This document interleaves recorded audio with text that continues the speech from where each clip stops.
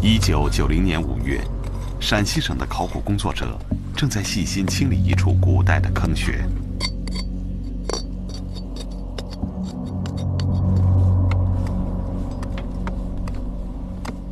沉寂千年的泥土被一点点地剥去，覆盖着的秘密就要暴露在20世纪的阳光里。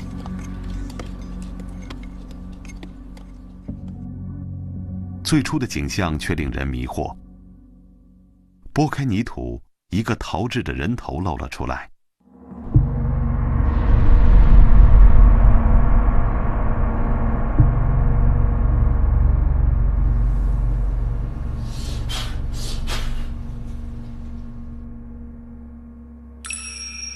在它的旁边还有很多残缺不全的陶制肢体和人头。陶人的脸上表情丰富，有的在微笑，有的在沉思。他们让人联想起著名的秦始皇兵马俑，但是看起来又有很大的不同。他们是谁？为什么会留在这里？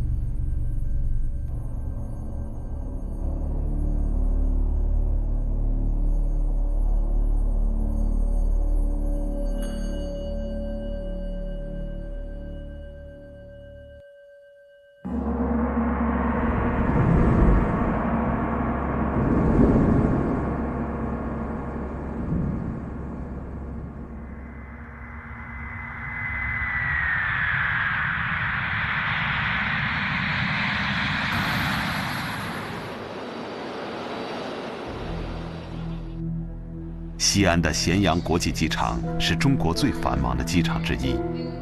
凡是到中国来旅游的人们，除了首都北京，西安通常是第2个被选择的城市。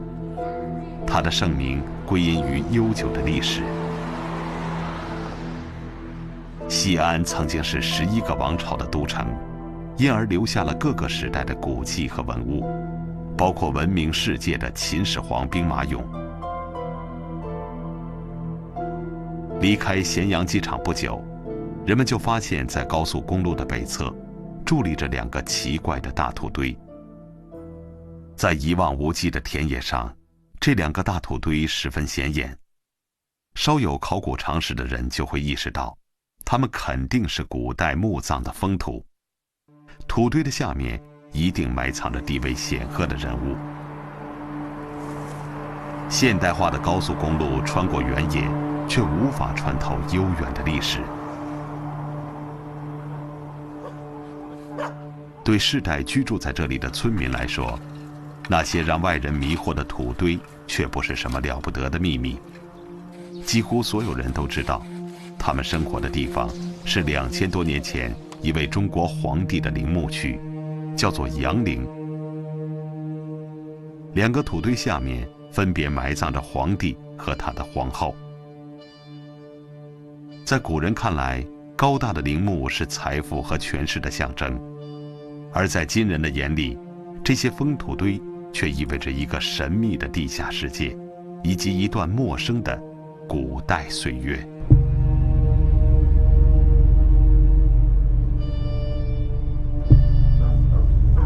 1972年的一天，陕西省文物管理部门接到一个紧急任务，要他们赶紧前往阳陵。据说附近的村民在修建水利设施时发现了人类的尸骨。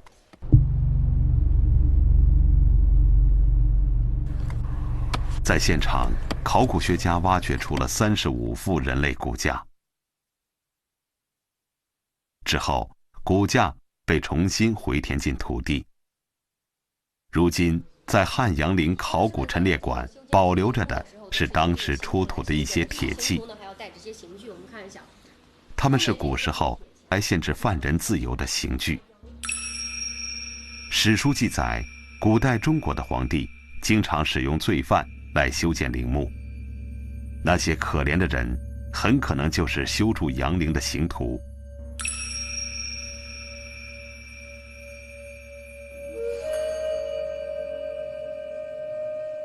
这里就是刑徒墓地，位于地陵西北方向1000多米处。让人吃惊的是，在这片8万平方米的土地下，大约埋葬着有上万人的尸骨。据分析，他们应该是在修陵的过程中，因劳累、疾病或者意外而死亡的。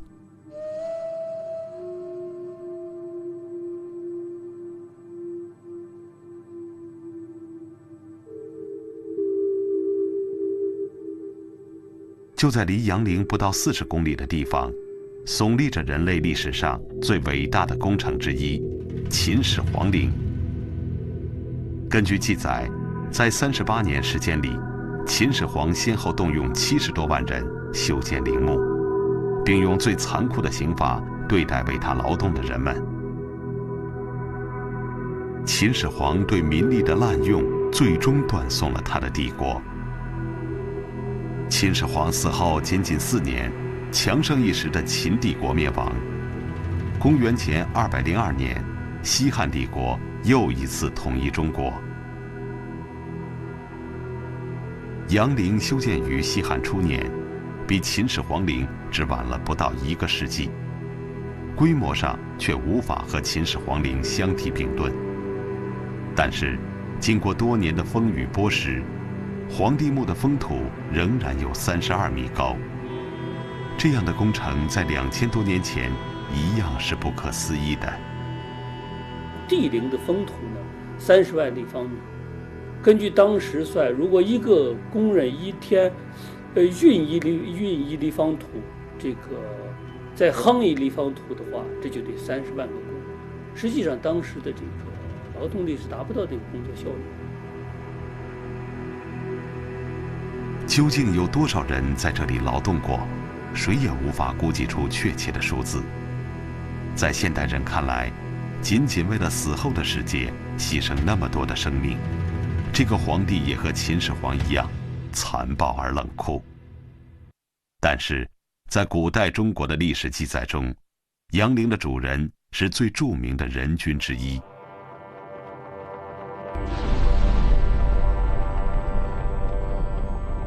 他的名字叫刘启，是西汉帝国的第4位皇帝，在位16年。死后人们尊称他为景帝，意思是他有很强的决心和意志力来推行仁义。在那时的中国，对罪犯的残酷不会影响一个皇帝的业绩。景帝因为对大部分臣民的宽厚，赢得了古代史学家一致的赞誉。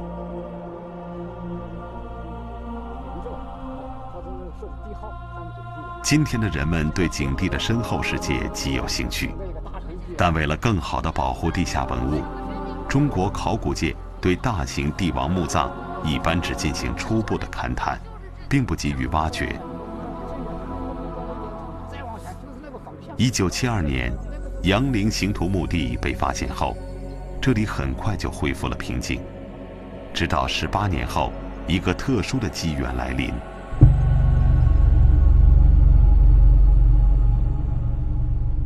1990年春天，西安市政府为了给游客提供更好的交通设施，决定修建机场高速公路。勘定的路线就从杨陵陵区通过。好 ，OK。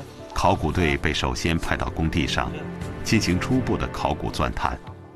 放这儿，凭这儿看，有中远结构。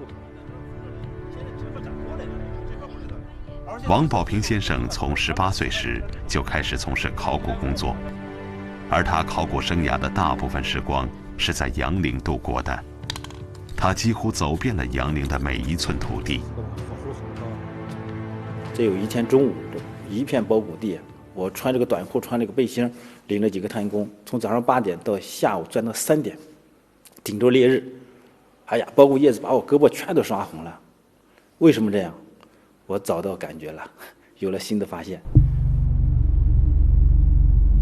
就在选定的高速公路的路基下面，果然埋藏着一些地下坑穴。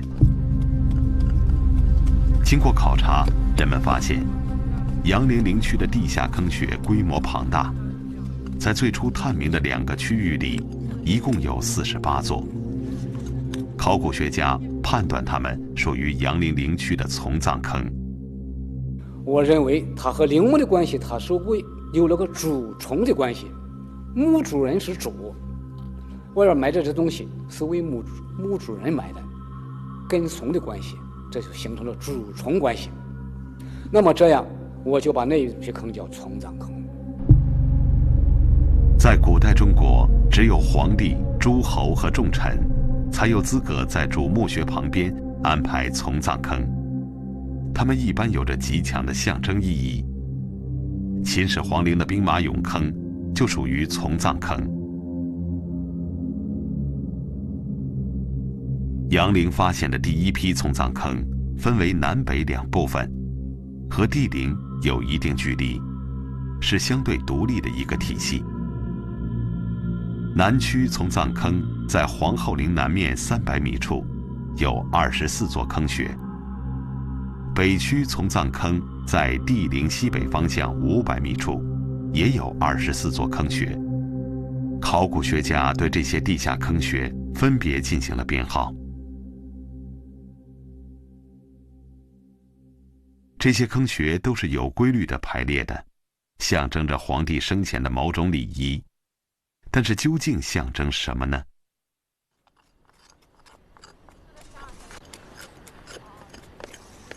为了不影响道路施工，考古队首先对南区的6号坑、8号坑、17号坑和24号坑进行发掘。其中8号坑有291米长，比著名的秦俑1号坑还要长81米。在揭开现代耕土层不久，考古队就发现了可怕的盗洞。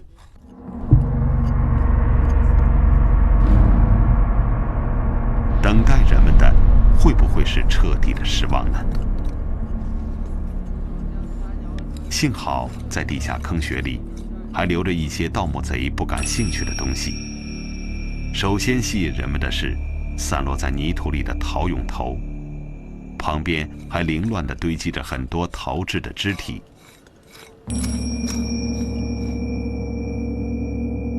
残缺不全的陶俑被运出坑穴，送到文物修复工作室。面对他们的形象，考古学家也有些莫衷一是。以往挖掘出来的陶俑身上一般都雕刻着完整的衣服，这样的陶俑似乎从来没有见过。经过细心的清理、比对和修补，这些2000多岁的陶俑又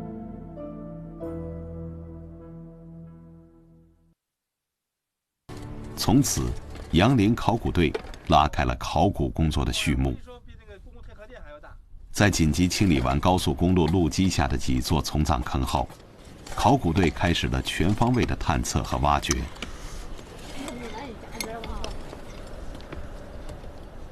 当挖掘南区20号从葬坑时，人们看到了意外的场面。在一个盗洞的底部，赫然躺着一具尸骨。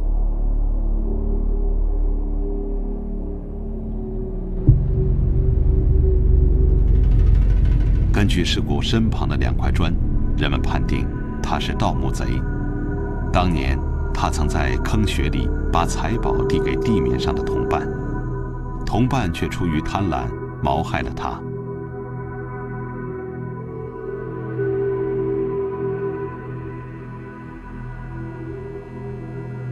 虽然经过盗掘，但这个坑穴里仍旧保留着丰富的文物。在泥土板结的中间，整齐而有序地排列着几百个武士陶俑。我们很激动，我们清理出了这么多2000多年的稷下武士都出来了，而且它代表的都是汉代的一个一个的威武勇猛的士兵的形象。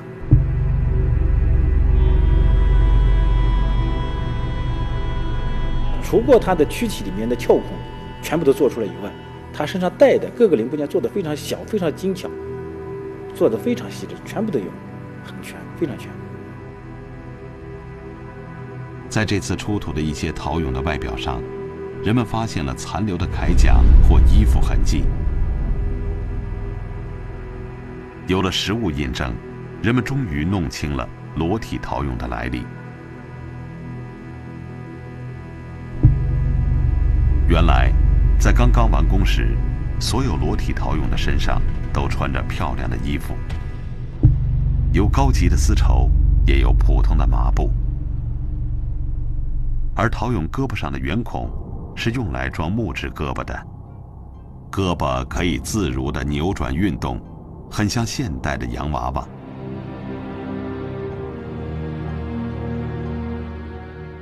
由于年代久远，衣服和木头都腐朽了，所以只剩下了裸露的缺胳膊的身体。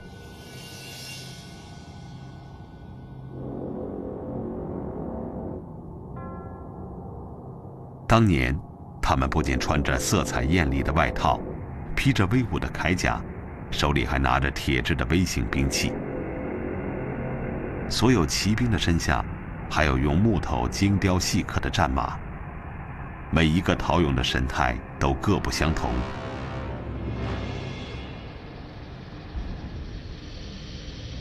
让人们感到意外的是，在武士的队伍中，站立着一些健康美丽的女子，有的还是骑士。她们大部分长得眉清目秀，身材匀称。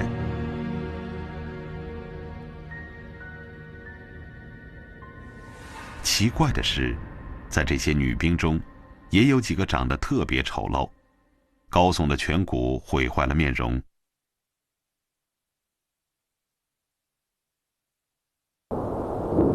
中国古代传说，远古时一个叫女娲的氏族，照着自己的样子，用泥土捏出了许多小人，赋予他们生命，人类就这样诞生了。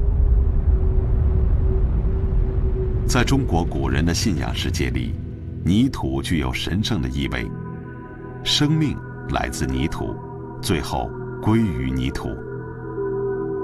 泥土是农耕文明的根基，黄土地不仅培育出丰富的食物，而且也带给人们无限的创造力。在世界各个古老民族中，中国人大概是最擅长使用泥土的。他们利用黄土便于塑造成型的特性，烧制出各种精美的陶瓷以及形状各异的陶俑。它们来自于深沉丰厚的大地，经过工匠灵巧的手和烈火的焙烤，生命的形象慢慢从泥土中浮出。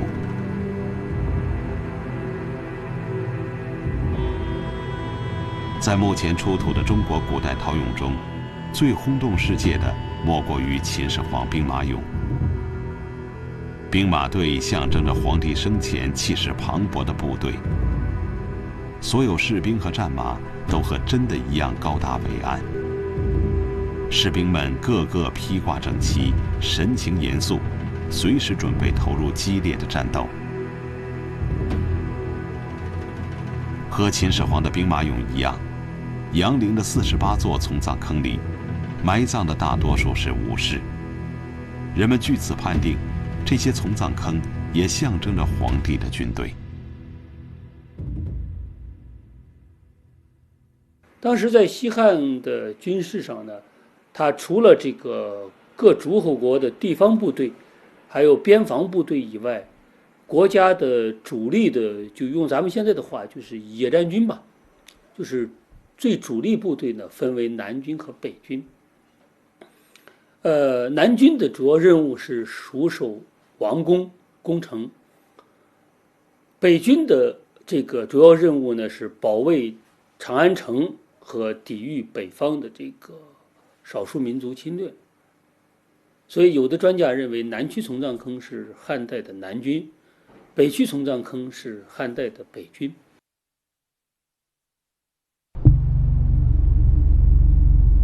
和秦始皇的兵马俑相比，汉景帝的武士们要矮小得多，也没那么强壮和肃穆。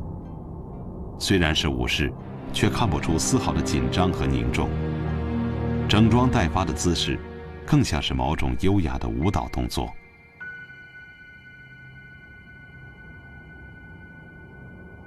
这些陶俑的脸庞洋溢着生命的动感，他们有的忧郁，有的平静，有的快乐，丰富的人性呼之欲出。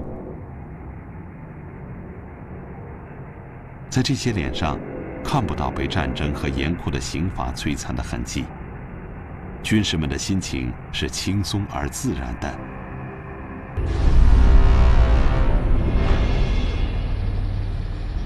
这一切都和秦始皇的兵马俑形成了鲜明的对比，象征着景帝时代的安详与和平。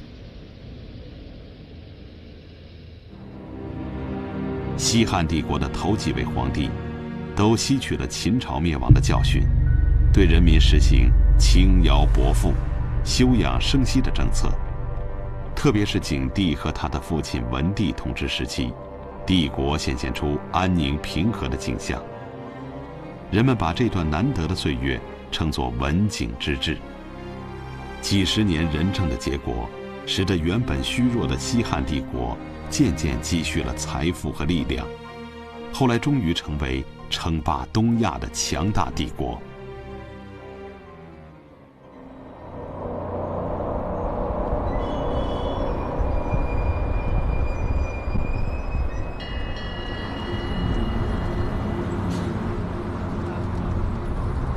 今天来西安旅游的人们都会去游览保存完好的古城墙，这是中国最诱人的景观之一。但很多人也许不知道，其实这些砖块只有600多年的历史。古老的千年都城是在城墙外的西北方向。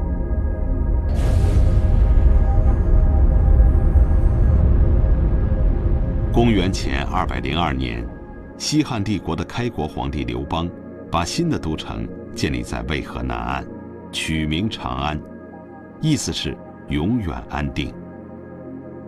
几百年后，长安又成为唐朝的都城。公元9世纪，它的繁荣到达顶峰，是当时世界上最大最雄伟的城市之一。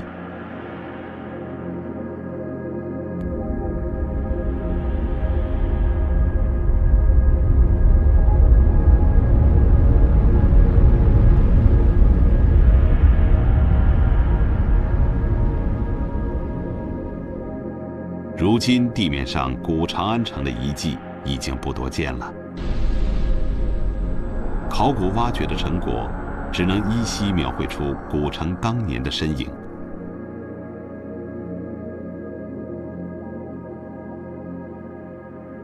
这个荒凉的大土堆在2000多年前曾经承载着一座巨大而辉煌的宫殿，叫未央宫。它是西汉皇帝的住处，景帝曾在这里生活过。皇帝的宫殿是什么样的？里面拥有多少奇珍异宝？这些问题很难回答。光阴流逝，改变了地面的风貌。面对这片土堆，我们无法施展自己的想象。但是，往往在神秘的地下墓穴里，保存住了一部分远去的岁月。封土堆隐藏着的地宫，应该象征着皇帝的寝宫。如果地宫没有遭到破坏，那么我们也许真有机会目睹传奇的古代宫殿，以及那位曾经统治中国的皇帝。应该说地宫的基本形状还在，但是这个在汉景帝陵墓里边，布局怎么样？因为没有发掘，不清楚。可是据我们知道的是，在历史上有记载，在西汉末年，这个起义军呢，农民军打到关中以后啊，这个曾经把这些汉家陵墓都给挖开了。这是出自一种这个仇恨的心理，一种复仇的心理。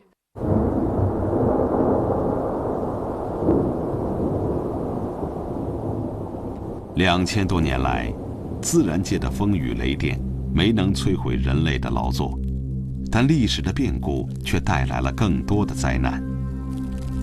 封土堆下的地宫，也许已经早就面目全非，它会是什么景象呢？这个谜团一时还不会有答案。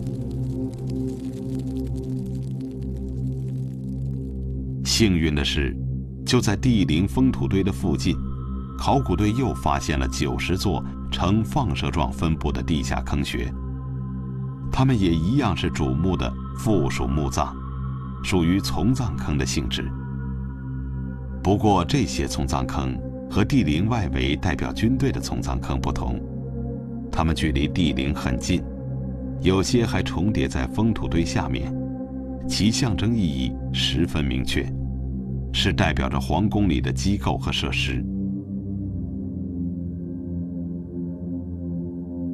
考古学家挖掘了其中的11座坑穴，出土了丰富的文物。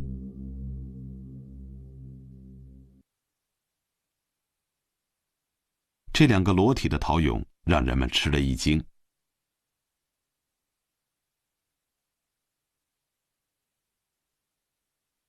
它们与别的裸体陶俑最大的不同是没有阴囊，但这不是工匠的粗心，而是刻意表现的。它们算得上是中国最早的太监形象。为了保证皇家血统的纯正，皇宫里不能出现第2个男人。除了太监，皇帝的日常生活主要靠宫女来服侍。当年，他们身上也穿着艳丽的衣服。在人们的想象中，皇宫的生活富足奢侈，应有尽有。不过，2000多年前的富有概念和现代却有很大的不同。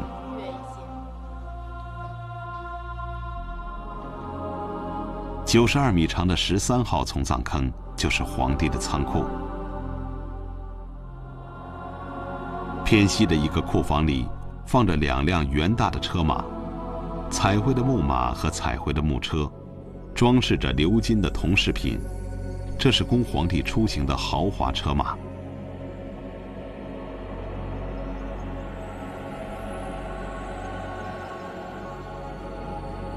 再往西端，紧靠着的是一个很大的生活用品库，出土了大量的彩绘陶仓，它们高达1米多，每排30多个，一共有90多件，里面盛满了加工成面状的食品。在古代，粮食意味着最宝贵的财富，普通的平民经常为食物匮乏而烦恼。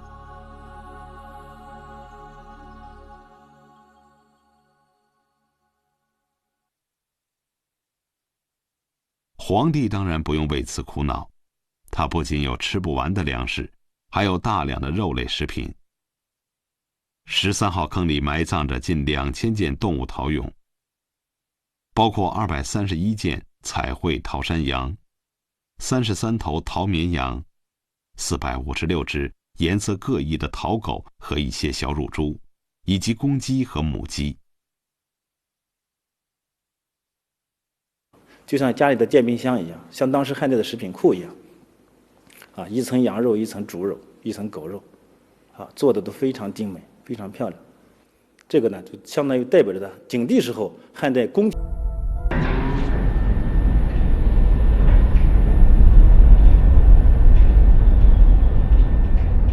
考古陈列馆的设计理念试图更好地和古迹融合起来，但是即使有再先进的科技手段，2000多年前的景象已经不可能完全复原了。今天的这片陵区里显得有些空荡荡的，除了赫然挺立的封土堆外，很多地方都变成了荒地或者农民的耕地。那么公元前2世纪时，这里又是一番什么样的景象呢？经过多年的调查挖掘，考古学家终于弄清了阳陵的基本形制。整个陵区呈不规则的长方形，东西长10公里，南北宽1到3公里。地陵和后陵各自形成一座封闭式的庭院，庭院的四周筑有方形的围墙，在东西南北4个方位各辟一道门，它们叫做阙门。阙呢，象征着唯我独尊的皇家意识啊。就说原来史书有的记载，就说每当他的丞相要到宫廷里面给皇帝汇报什么事儿的时候，他首先到阙门外边。这个阙呢，阙门的阙和缺点错误那个阙是相通的。他首先都要想，我自己有什么缺点没有？先自己要到这儿以后，才要在这寝主想一想，啊，或者是相通的。它的功能呢，就是其上可居，上面可以住人，另外还可以登高望远，守护这个陵园。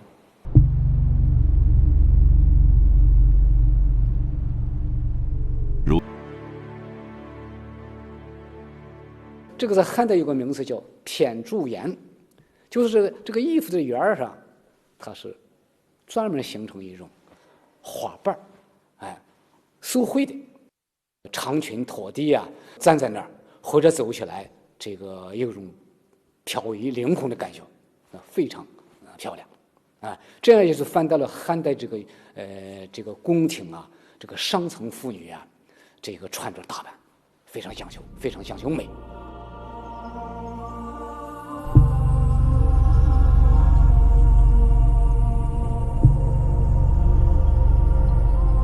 所有这一切，为我们描绘出一幅幅古代的生活图景。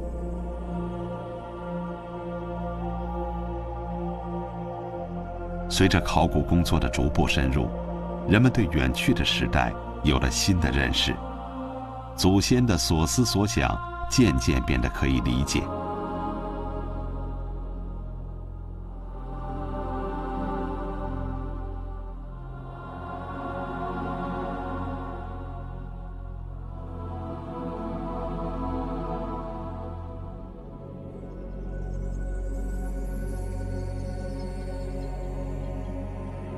在古代中国，皇帝陵墓是至高皇权的象征，一切都要按照皇帝生前享用的仪式，严格的布局和装饰。在杨陵10几平方公里的土地上，完整地铺展了昔日皇宫的景象。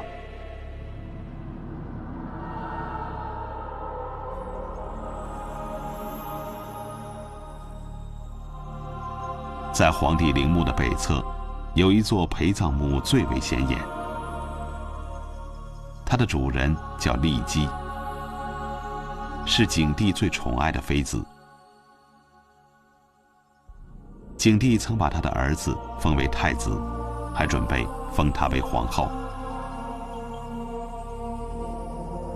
然而不久之后，另一个女人出现了，她就是杨陵的另一个主人王皇后。王皇后出身民间，曾经嫁给一个小贵族，生了一个女儿。当她的母亲得知宫廷选美，便让女儿离开丈夫和孩子，到宫廷里做一名宫女。美貌而富有心计的王姑娘，通过一系列斗争，最终得到了皇帝的信任，成为皇后。他的儿子被封为太子。失宠的骊姬被打入冷宫，孤独而痛苦地死去。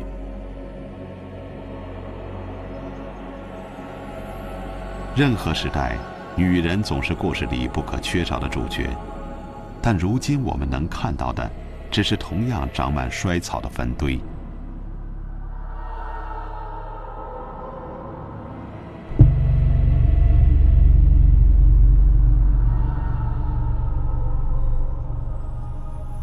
在考古队进驻杨陵陵区前，民间对陵墓有自己的看法和猜想。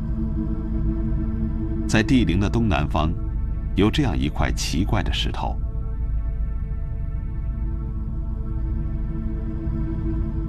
当地人叫它罗京石，意思是罗盘一样的石头。这里是整个陵区的最高点，罗京石又高出周围地面5米多。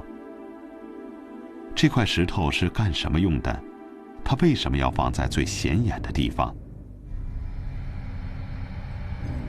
在考古挖掘之前，人们曾以为罗京石是修建阳陵时用来标定水平、测量高度和标示方位的。但是1998年初步钻探的结果却对这种看法提出了疑问。考古学家基本确定，这里是一个正方形的建筑遗址，外围一圈有壕沟，壕沟的正中心有4座气派的大门。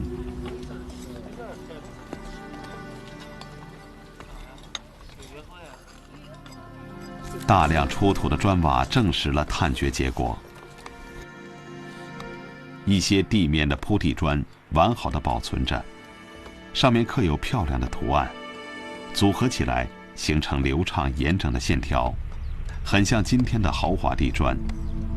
在大量的瓦当中，还发现了一块长度超过1米多的巨型铜瓦，说明当年的建筑气势恢宏，规模远远超过南阙门，可能是用来祭祀的礼制性建筑。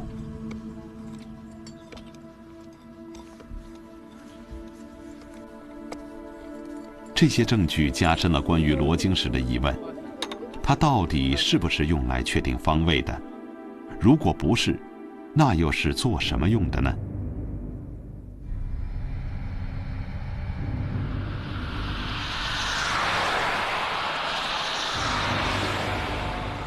依据发掘出来的考古材料证明，它不能叫罗京石了，它只能是这一座中心建筑的中心柱。按照像个圆柱洞排列的话，应该有169个圆形柱子，是一个很大的宫殿或者宗庙。